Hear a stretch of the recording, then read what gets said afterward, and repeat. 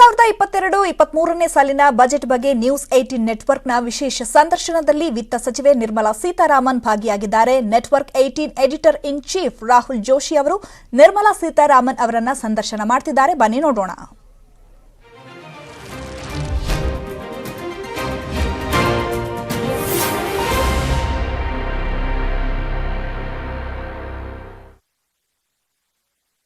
Good evening. I have with me India's Finance Minister Nirmala Sitharaman in a first media interaction to a private channel. Nirmala ji, thank you so much for giving us this exclusive interview. Once again, the first to Network 18. I would like to begin my first question, and I'd like to frame it in the context of the last 3 years. In the September of 2019, you did a deep corporate tax cut, setting the agenda for growth, if I may. The same year, you delivered a growth-oriented budget. You repeated a very good growth-oriented budget even last year. This year, everyone was expecting you to deliver a populist budget ahead of the 5 states going into election.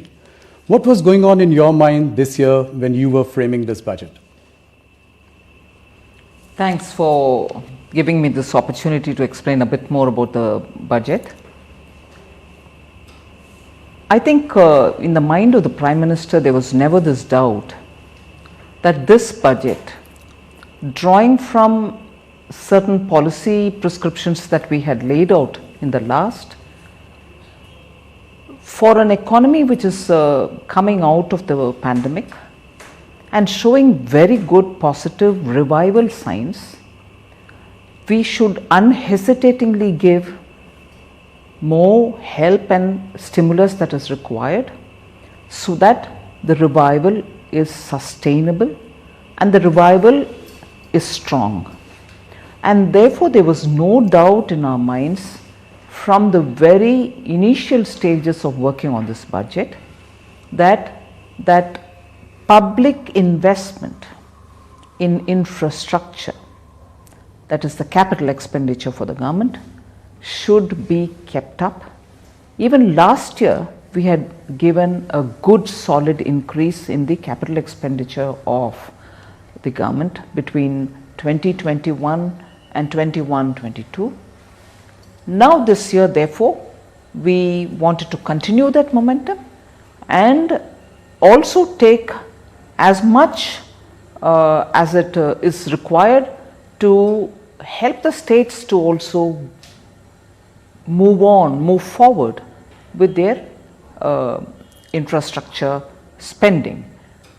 So from the beginning, I think the clarity in the mind of the Prime Minister was growth.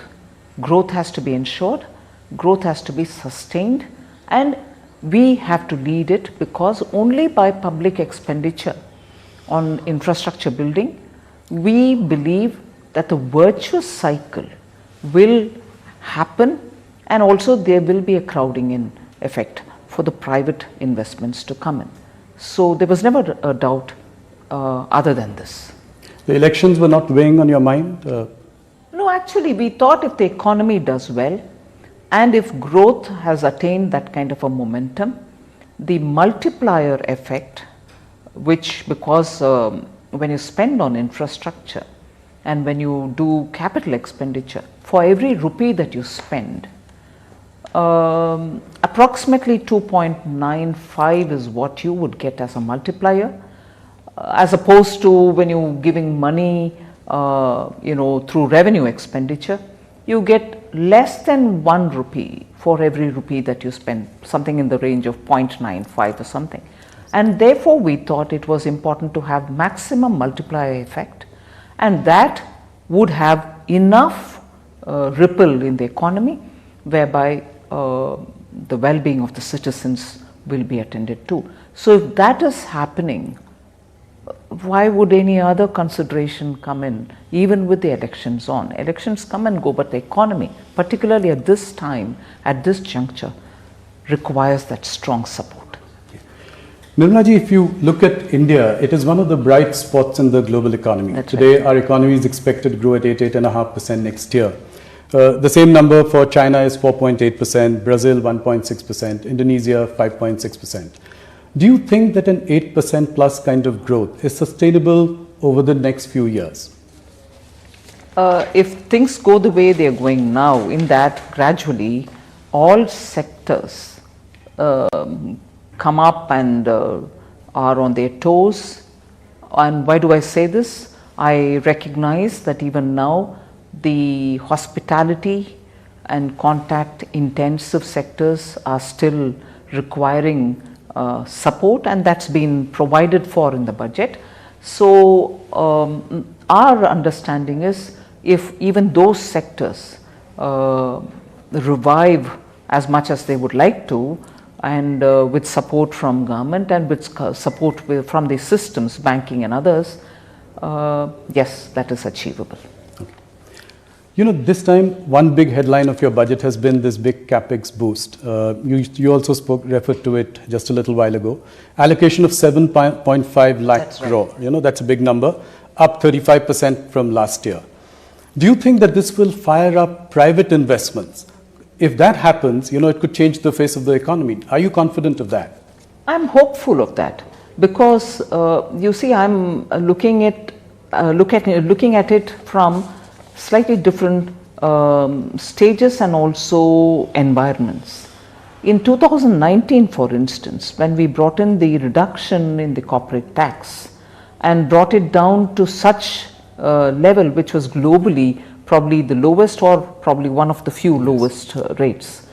We that year were sort of reminded, saying your corporate tax revenues have gone down, you saw it's not going to help and so on.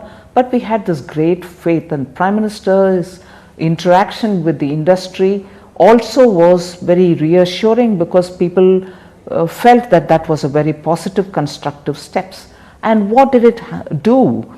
Actually, many of the industries, many of the big companies who actually generate wealth and create also jobs, so you saw them per media reports leveraging it, probably cleaning up their debts and so on. But that providentially has come of help during the pandemic time, that today you find many of them moving into areas of expanding their capacity. Mergers are happening, acquisitions are happening. You see that companies are out there to be able to expand their capacities, looking at the buoyant Indian market. And also exports are growing, which means export potential is also there for private sector investments to see the opportunity available, and expansion and also newer capacities are definitely going to come in. The last point on that is, you also see, in spite of all the naysayers, FDI into this country, in spite of all the speculation about other central banking authorities taking different call, whether it is the Fed or anywhere else, FDIs are still coming into this country in a big way. They are not FPIs. Yes. FDIs come in to be invested in, to be on the boards of companies and then take a call. And therefore, I think companies now are happy to be partnering with a lot of FDIs which are coming in and increasing their manufacturing capacities, servicing capacities, not just to serve Indian market, but also be able to access global markets. And our PLI scheme also indicates that. Yes. You know, Nirmala ji, if you look at the actual spending from capex allocation so far in the first 8 months of this year, it is at 50% of the allocation of 5.5 lakh crore. Now you increase that to 7.5 lakh crore next year. How confident are you that the spending will keep pace with the allocation? First of all, this year has been, yes, we had made an allocation till December, you are right, 65 to 68% has been utilized by the departments for spending on public infrastructure. But after the budget was announced, let's not forget that we had Omicron, the second wave, not even Omicron, second wave in April. And although we came out of it, thank God for that, although we came out of it quickly, it also staggered that first quarter's expenditure into the second, into the third, and so on. So reaching 68 in spite of the first quarter April going in, April and a bit of May going in because of the second wave and the psychological imprint it left on people, for us to catch up with the intended public expenditure did have a lag effect. So I would think that shouldn't be the case this coming year, now that Omicron also is showing signs of withdrawing. I don't want to say it's gone away, we'll have to be careful, but still.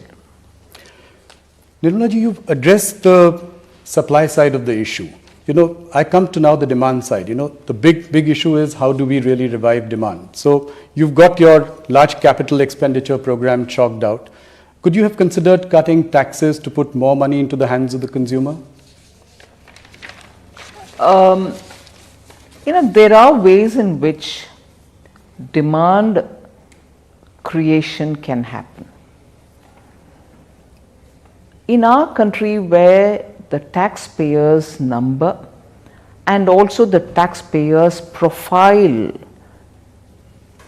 is seen, then you also realize that it is possible to provide stability in tax regime, predictability in tax regime, and that I would think is a very important factor at a time like this. You don't want to bring in elements of uncertainty, and as a result of which some sections feeling, oh all right, I've got some relief, but some other sections feeling that hadn't come to us. And probably this would have a bearing on many others. Any exemption given is also just not for those who desperately need it, but by law would be applicable for others who probably don't need it so much, but because the system and the framing is such that it'll benefit everybody. Yes. So that is one point. And second, if you're looking at tax stability, if you're looking at predictability and making sure that you have not increased anybody's burden, you're at least making sure that people who have planned their monies can be sure that that is remaining unaffected. Right. So we in this budget placed a lot of emphasis on stability and predictability. I'm no cricket watcher, but I would definitely say this from my outsider's understanding. Particularly in a T20 match, it will be the opening batsman can have the liberty to smash hit and do a lot of good sort of risk-taking batting, and probably the end overs the fellows would have to catch up doing as much as they can because they'll have to meet the target and the gap which has to be filled. But there is a sweat toil happening which is in between the two. Yeah. You can probably take that situation. I must say your cricket understanding is quite decent. Thank you. No, I think predictability, stability, I would even say continuity. I think that's been the hallmark of your last three budgets, as I have closely seen it. Right. Let me come to something that is a niggling issue, a global headache in some senses, inflation. Look at the US, for instance. Our consumer inflation has obviously stayed in the 4 to 6% range. But if that were to really go up in the coming years, do you think that could throw some kind of a spanner in the works? I think globally all economies are worried about inflation. And that's not to say, okay, so what? Does it affect your planning or not? It does affect my planning.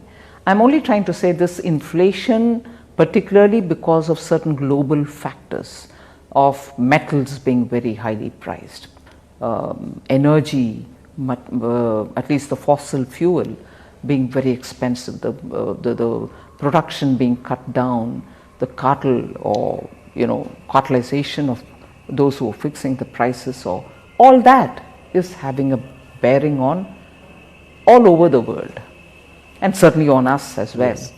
And we also have realized that we are at a stage where we are making a transition towards climate friendly steps, yes, moving out of fossil fuel, and at this time we probably even, like many countries, want to look at gas coming in, natural gas coming in to replace many of what was dependent on fossil fuel.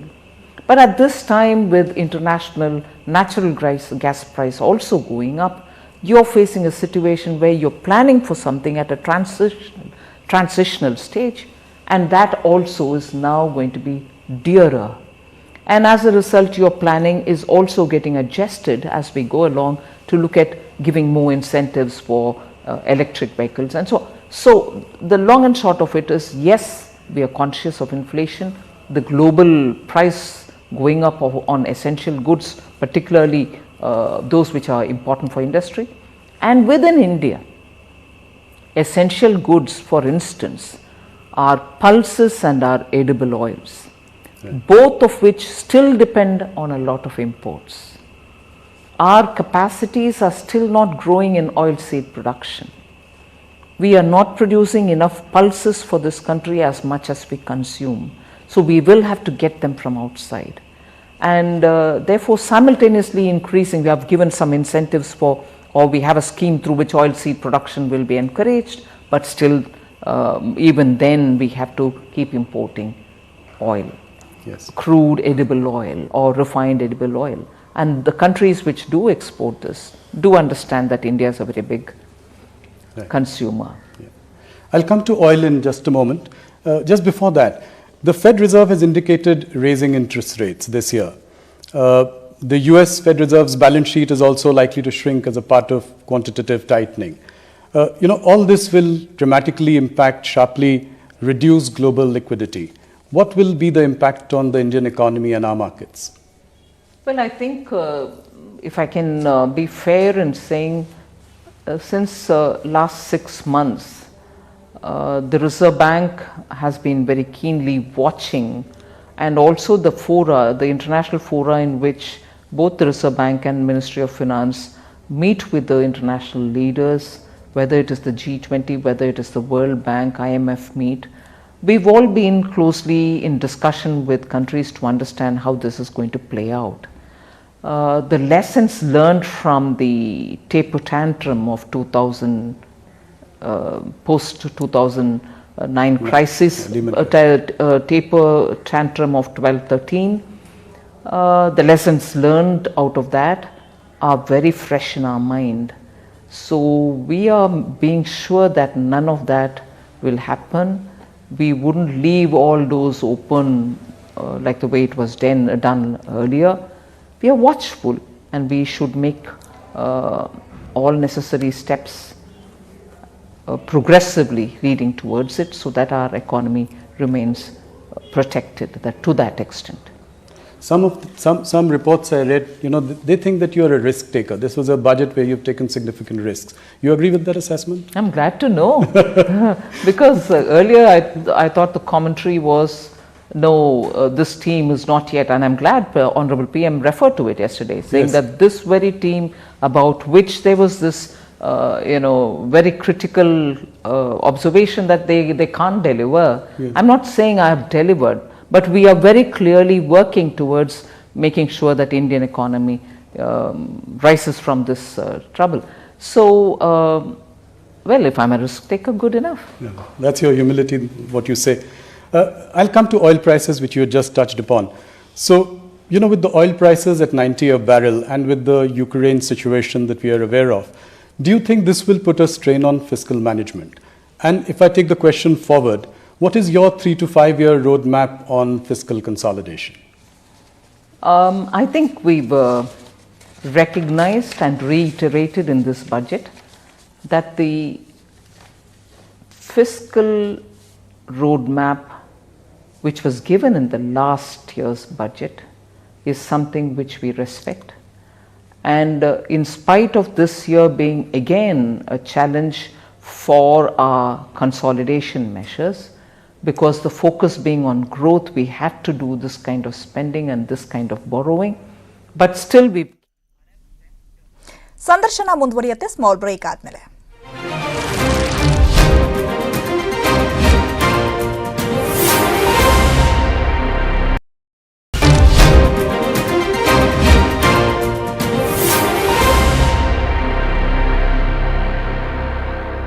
Investment target so high, it's unrealistic. And you're right in asking me, why is it so low?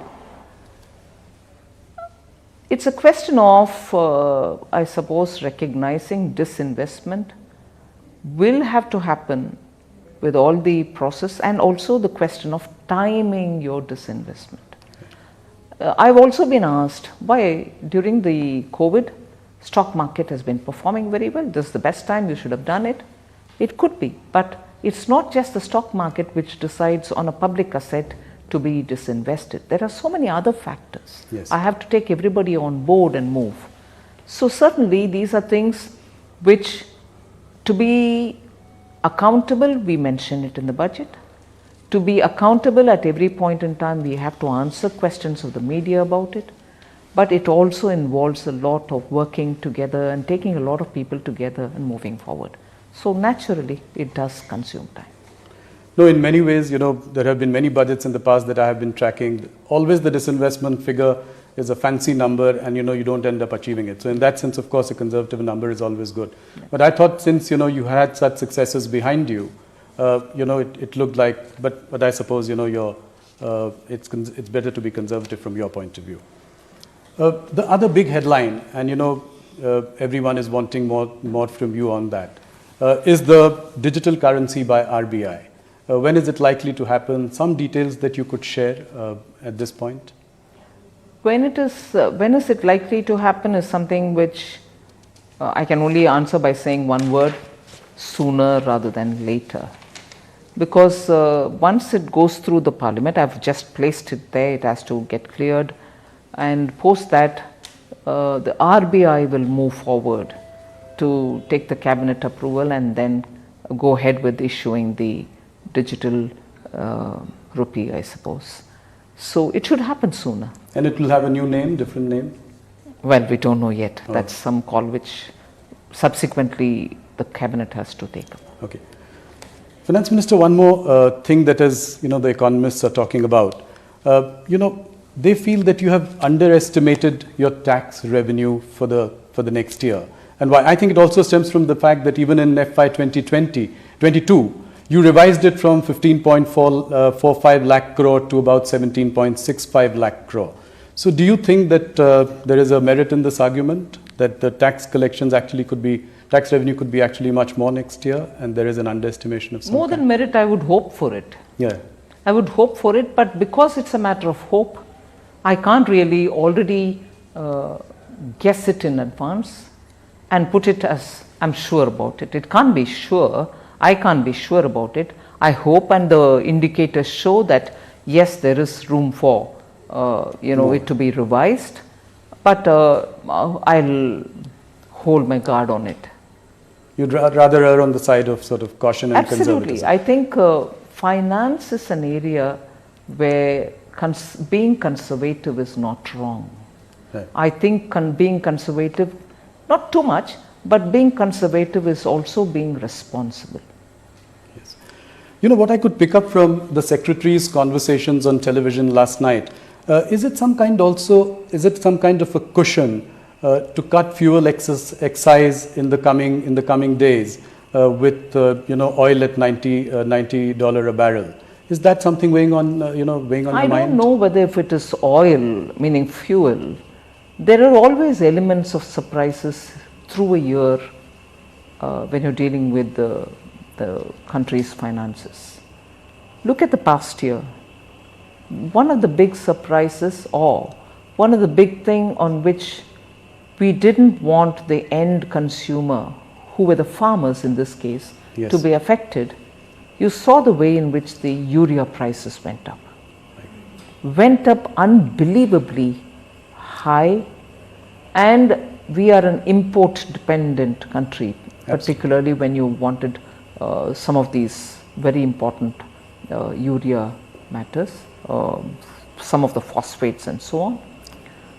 You had to import them at that price, but that price couldn't be shifted to the farmer. End of the day, the farmer shouldn't be burdened by it, and therefore not only you're importing it at a higher price, but you're also making sure that price is upon you rather than upon the farmer. Nirmala Sitharaman ಪೂರ್ಣ ಸಂದರ್ಶನವನ್ನು ನೀವು CNN News 18, CNBC, TV18 ಮತ್ತು News18.com/money controlನಲ್ಲಿ ವೀಕ್ಷಿಸಬಹುದು. ನೋಡ್ತಾ ಇರಿ News 18 Kannada, ಜಾಲ ನಮ್ಮದು, ಬಲ ನಿಮ್ಮದು.